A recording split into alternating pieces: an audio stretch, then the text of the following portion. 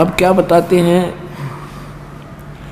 कि भक्ति करें बहुजल तरह सतगुर सरनाई रे, भजन कर राम दुहाई रे, भजन कर राम दुहाई रे। मिर्गा कठिन कठोर है कौ कांडे काई रे, कस्तूरी है नाभि में ये बाहर भरमाई रे। राजा डूबे मान में और ये पंडित चतुराई रे, और ज्ञान गली में बंक है तन धूल मिलाई रे।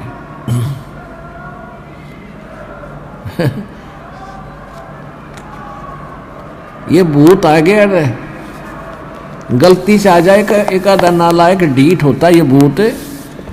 समझदार तो दूर रह जाते हैं, वो भाई क्यों दे तोड़वाई, वहां तो भगवान का दरबार है, पिटोगे। ये एक आधा मूर्ख आ जाए पिटाए पिट, आदत होएगा दी पट्टन की परमात्मा से,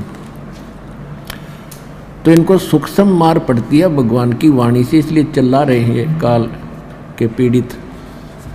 और जो समझदार होते हैं वो दूर हो जाते, ना भाई वहाँ नहीं जाना, बेइज्जत नाश हो जाए इज्जत का। और परमात्मा देखो ये प्रेत क्यों बने, ये कौन थे प्रेत पितर जो भी बने हैं, ये आप ही हम जैसे इंसान थे। इनको ज्ञान मिला नहीं, इन मूर्खों के चक्कर में आगे नकली गुरु संतों के, अब इनका जीवन नाश हो गया। अब अच्छी जो आत्मा के व्यक्ति मरे हैं वो आज किसी को दुखी नहीं दे रहे, वो भूत प्रेत तो हैं ही, और जो ढीठ टाइप के मरते हैं वो जिंदा जी भी दुखी कराया करते, फिर भी उनका स्वभाव बकवास करने का ही है। तो यहाँ भगवान के दरबार में आकर उनको सीधे शब्दों में समझा दिया जाता है कि या तो, क्योंकि वो भी आत्मा भगवान की है, कि या तो दूर रहना ना फिर थारी खैर नहीं है। तो एक आधा ढीठ आ जाता है, उसकी फिर यहाँ समारा जा भगवान अंदर से उनको कूटता है, तो ये चिल्ला रहे मूर्खी में, अब रो रहे हैं अपना सारा जीवन बर्बाद कर दिया। तो पुण्यात्मा इनका भी छुटकारा होगा।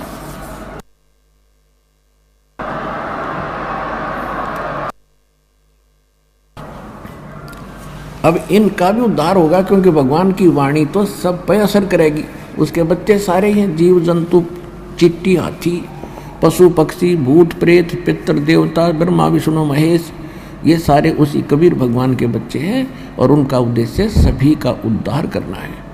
और जो सच्चे दरबार में आकर फिर भी बकवास करें, जैसे कोई चोरी करता है या कोई इस तरह के भूत प्रेत बकवास करता,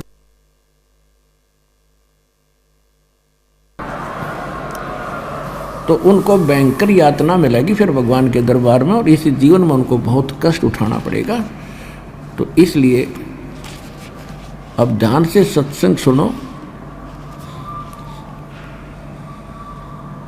अब क्या कहते हैं, राजा डूबे मान में पंडित चतुराई रे, और ज्ञान गली में बंक है तन दूर मिलाई रे।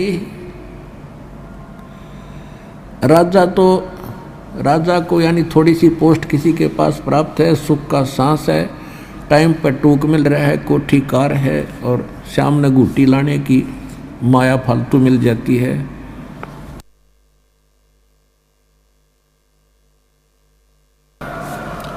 तो उनको तो अभिमान गणा हो गया, वो तो मालिक के निकट इसलिए नहीं आते। और पंडित जो गुरु पद पर विद्यमान है, उनमें चतुरता गणी आ गई, उनका स्वार्थ हो गया दुनिया को ठग कर मूर्ख बनाकर अपने पीछे लगाने का।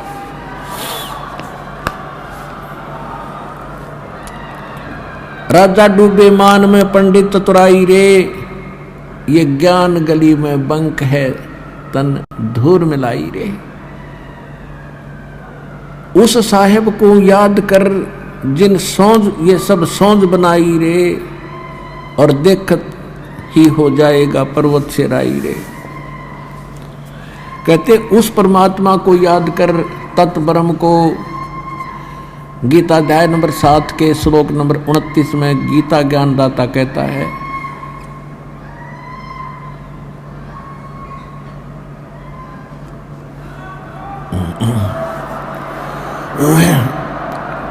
गीता ज्ञानदाता कहता है कि तत्व ज्ञान के प्राप्ति के उपरांत, तत्व दसी संत की प्राप्ति के उपरांत उनको ये ज्ञान हो जाता है कि उस परमात्मा की भक्ति करनी चाहिए।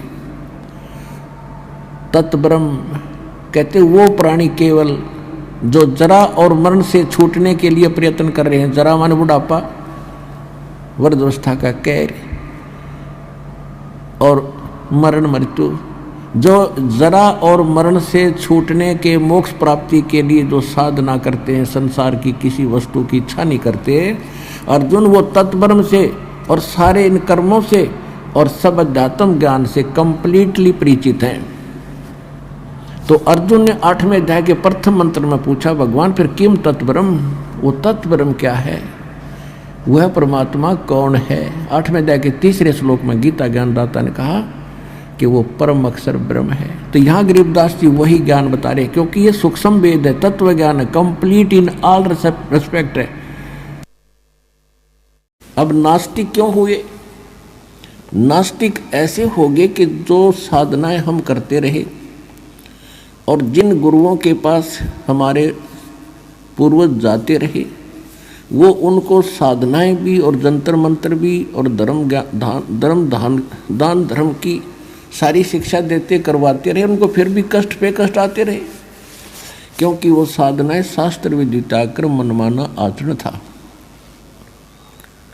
जिस कारण से धीरे धीरे ये होने लगा कि भगवान कहीं नहीं है। क्योंकि भगवान से मिलने वाली राहत हमें विधि मिली है कोई नहीं।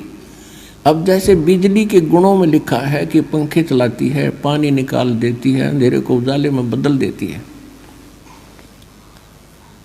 और जिस किसी ने कनेक्शन गलत ले रखा हो, किसी नकली है, फिटिंग भी करवा रखी है, सभी पंखे और ट्यूब भी लगा रखी है, और कनेक्शन दे रखा है वो पीछे कनेक्टेड नहीं है, जिससे वो पावर हाउस मान के जहाँ से कनेक्शन ले रखा है उसका आगे कनेक्शन नहीं है, वो नकली पावर हाउस है। उससे कनेक्शन लेकर के वो गुण प्राप्त नहीं किए जा सकते जो बिजली के अंदर हैं। तो जिस कारण से सब ने अपनी फिटिंग फैटिंग पाड़ दी, अब कोई फायदा नहीं है, सब बकवास है। तो बिजली के गुण तो उस दिन भी वही थे, आज भी वही है, और इसी प्रकार परमात्मा के गुण पहले भी वही थे, आज भी वही हैं।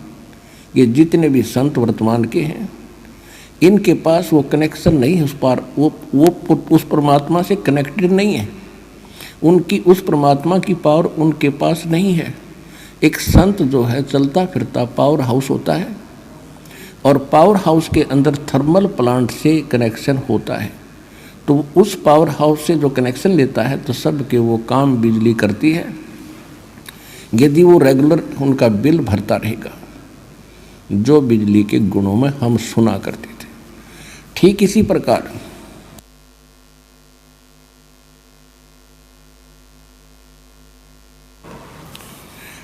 प्रकार ये जितने भी वर्तमान में संत थे, आज वो कितने महिमा वाले आपने दिखते हो, और चाहे उनके भले करोड़ों उनके शिष्य हों, वह शिष्य क्या, शिष्य तो उनको देवता मानकर बैठ गए आंख बंद करके, उनको खुद मालूम नहीं तुम कर क्या रहे हो।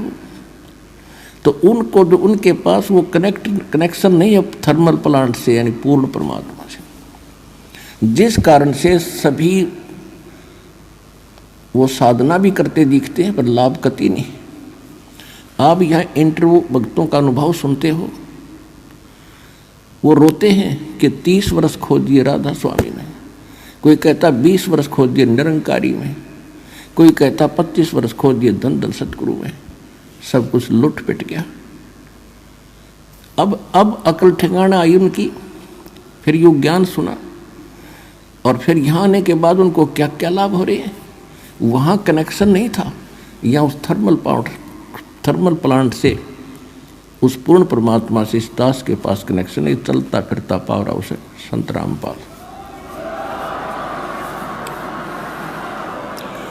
ये दास रामपाल उस परमात्मा का पावर हाउस है। शक्ति कबीर परमात्मा की आ रही है, और जो इस दास से कनेक्शन लेगा, उपदेश लेगा, उसको वो सर्व लाभ प्राप्त होंगे जो भगवान के गुणों में हम पढ़ते सुनते आए हैं।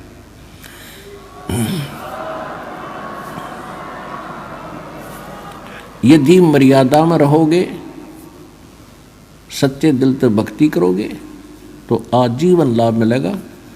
आप सुखी होगे, आपके परिवार सुखी होगा, 101 पीढ़ी पार होगी आपकी। लिख लेना वैसे कितने कोने में 101 पीढ़ी पार होगी।